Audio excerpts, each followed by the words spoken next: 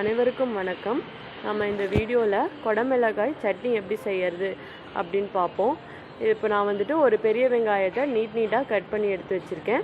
2 தக்காளி, அதே மாதிரி காஞ்ச மிளகாய் வந்துட்டு ஒன்று மட்டும் எடுத்திருக்கேன். நீங்கள் உங்களுக்கு காரம் அதிகமாக வேணும்னா எக்ஸ்ட்ரா சேர்த்துக்கலாம்.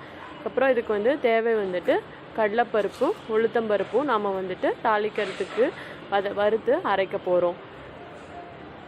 ரெண்டுமே வந்துட்டு ஒரு ஸ்பூன் அளவுக்கு நாம் எடுத்துக்கலாம். இப்போ கடாயில் வந்துட்டு 1/2 ஸ்பூன்லேருந்து 1 ஸ்பூன் அளவுக்கு எண்ணெய் ஊற்றிக்கோங்க போதும். எண்ணெய் அதிகமாக தேவைப்படாது. இப்போ ஃபஸ்ட்டு நாம் வந்து பருப்பை வந்து வறுத்துடலாம். கடலைப்பருப்பையும் உளுத்தம்பருப்பையும் நாம் ஃபஸ்ட்டு நல்லா வறுத்துட்டு அதுக்கப்புறம் வந்து காஞ்ச மிளகாயை இதோட சேர்த்துக்கலாம். குடமிளகாய் வந்துட்டு சாதம் செஞ்சாலும் நல்லாயிருக்கும். நம்ம ஏற்கனவே நம்ம சேனலில் வந்து அதை நம்ம வந்து ஷேர் பண்ணியிருப்போம்.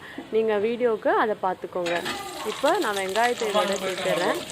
வெங்காயம் வந்து கொஞ்சம் வதங்கட்டும். குடமிளகாயும் வந்து சீக்கிரமாக வதங்கிடும். அப்படின்றனால நம்ம வெங்காயத்தை வதக்கிட்டு அதுக்கப்புறம் நாம் இதில் வந்து தக்காளியும் குடமிளகாயும் நாம் சேர்த்துக்கலாம். இப்போ நாம் இந்த ஸ்டேஜில் தக்காளியும் கூடவே வந்துட்டு நறுக்கி வச்சுருக்க குடமிளகாயும் இதோட நம்ம சேர்த்துடுறோம். இது வந்து கொஞ்சம் நல்லா வதக்கிக்கோங்க. அது குடமிளகாய் வந்து வாசனை சில பேருக்கு பிடிக்காது. அது நீங்கள் நல்லா வதக்கிட்டீங்க அப்படின்னா உங்களுக்கு வந்து அந்த டேஸ்ட், அந்த ஸ்மெல் வந்துட்டு உங்களுக்கு அவ்வளோ வராது. அந்த டேஸ்ட் வந்து உங்களுக்கு கண்டிப்பாகவே சூப்பராக இருக்குங்க. ஸோ இது நல்லா ஒரு 5லேருந்து 10 நிமிஷம் வரைக்கும் இது நல்லா வதக்கி எடுத்துக்கோங்க. இப்போ இதோட நாம் தேவையான அளவு உப்பு சேர்த்துட்டு இதை ஆற வச்சு நாம் அரைச்சி எடுத்துக்கலாம். இப்போது நான் வந்து இதை ஆற வச்சு அரைச்சி எடுத்துக்கிட்டேன். இது நீங்கள் வேணும்னா தாளிச்சும் கொட்டிக்கலாம். இப்படியே கூட டேஸ்ட் வந்து நல்லாயிருக்கும். நீங்களும் இந்த சட்னியை உங்கள் வீட்டில் செஞ்சு பாருங்கள். வீடியோ பார்த்ததற்கு நன்றி.